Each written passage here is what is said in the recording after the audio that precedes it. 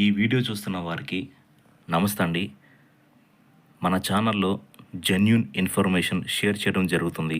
So please subscribe, comment, share. ఈరోజు సమాచారం తెలుసుకుందాం. ఈరోజు 24th డేటు, రేపు 25th.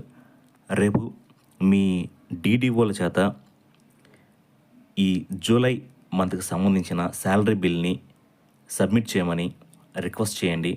అలాగే ట్రెజరీ ఆఫీస్లో సబ్ ట్రెజరీ ఆఫీసర్ గారు మీ శాలరీ బిల్ని సబ్మిట్ చేశారా లేదా ఒకసారి కనుక్కోండి. ఎందుకంటే రేపే లాస్ట్ డేటు, రేపటి వరకు వెయిట్ చేయొద్దు. ముందుగానే ఒక అడుగు ముందుగా ఉండడం మంచిది. ఈరోజు మరికొన్ని సమాచారాలు తెలుసుకుందాం. వెంటిలేటర్పై ఉన్న ఆంధ్రప్రదేశ్ ఆర్థిక వ్యవస్థకు కేంద్ర బడ్జెట్ ద్వారా ఆక్సిజన్ అందించారని ముఖ్యమంత్రి చంద్రబాబు నాయుడు గారు అభివర్ణించారు. ఇది ప్రారంభం మాత్రమేనని, దీన్ని వినియోగించుకుని మరింత కష్టపడతామని పేర్కొన్నారు. బడ్జెట్లో రాష్ట్రానికి కేంద్రం తగిన గుర్తింపు ఇచ్చిందని, ఇకపైన సహకరించాలంటూ ధన్యవాదాలు తెలిపారు. రాష్ట్ర వనరులు, ఇబ్బందులు, అభివృద్ధి ప్రణాళికలు, సూపర్ 6 పథకాలు అమలు తదితర అంశాలన్నింటిపైన బడ్జెట్లో వివరిస్తామని చెప్పారు. ఉభయ సభలను ఉద్దేశించి గవర్నర్ జస్టిస్ అబ్దుల్ నజీర్ చేసిన ప్రసంగానికి ధన్యవాదాలు తెలిపే తీర్మానంపై శాసనసభలో జరిగిన చర్చకు చంద్రబాబు నాయుడు గారు మంగళవారం సమాధానమిచ్చారు.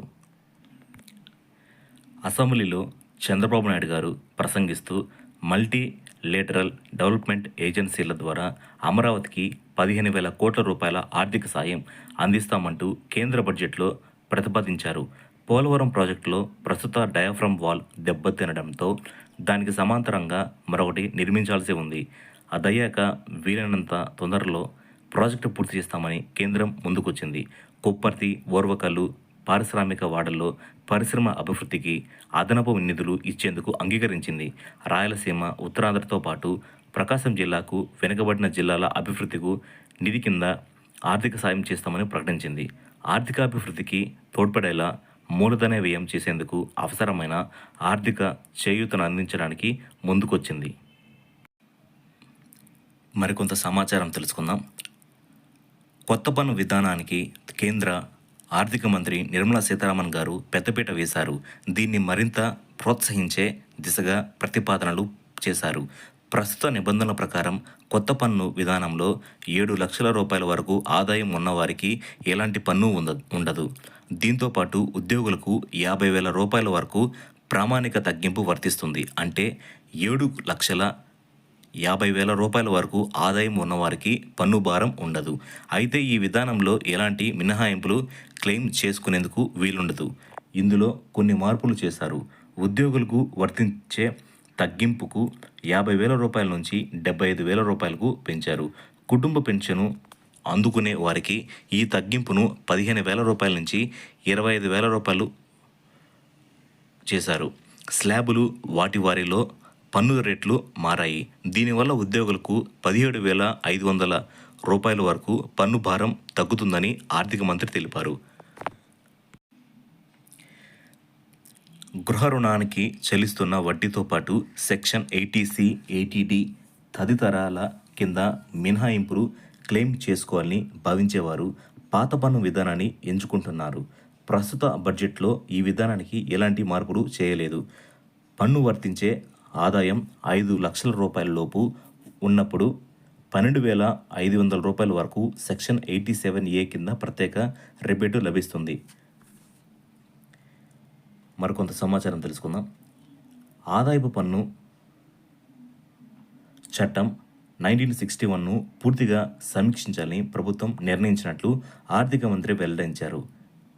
చట్టాన్ని సంక్షిప్తంగా, స్పష్టంగా, సులభంగా చదివేలా అర్థం చేసుకునేందుకు వీలుగా రూపొందిస్తామని వివరించారు. వివాదాలను 6 నెలల్లో పరిష్కరించేలా చర్యలు తీసుకున్నట్టు తెలిపారు. రిటర్నులలో చూపించని ఆదాయం 50 లక్షల రూపాయలకు పెంచితేనే 3 ఏళ్ల తర్వాత ఆ కేసును రీఓపెన్ చేసి పునః పరిశీలన చేపట్టొచ్చు. ఇది గరిష్టంగా 5 ఏళ్ల వరకే అనుమతి ఉంటుంది.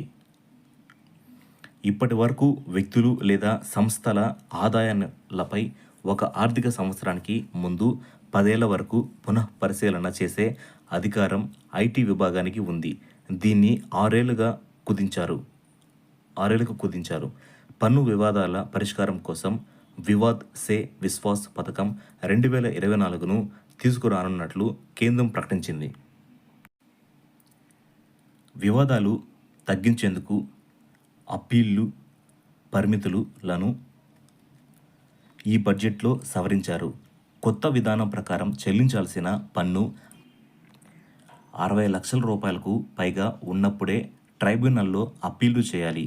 2 కోట్ల రూపాయలకు పైబడితే హైకోర్టుకు, 5 కోట్లకు మించితేనే సుప్రీంకోర్టుకు అప్పీలు చేసుకునే సవరణలు తీసుకొచ్చారు. కొత్త పన్ను విధానంలో ఇప్పటివరకు ఉన్న స్లాబులు ఆదాయం చూద్దాం. 3 లక్షల రూపాయల వరకు పన్ను పర్సంటేజ్ లేదు.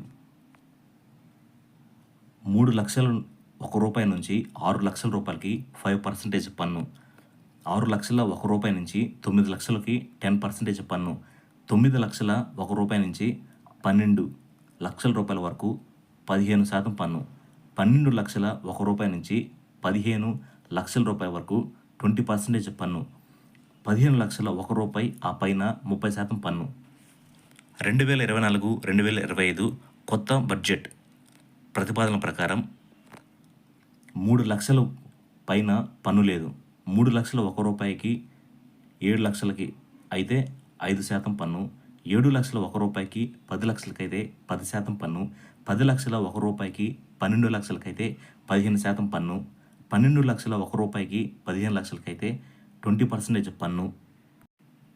12 లక్షల ఆ పైన ఉంటే 30% పన్ను. మన ఛానల్లో చూస్తున్న వారందరికీ థ్యాంక్స్ అండి. ప్లీజ్ సబ్స్క్రైబ్ చేసుకోండి, లైక్ చేయండి, షేర్ చేయండి, కామెంట్ చేయండి. Thank you.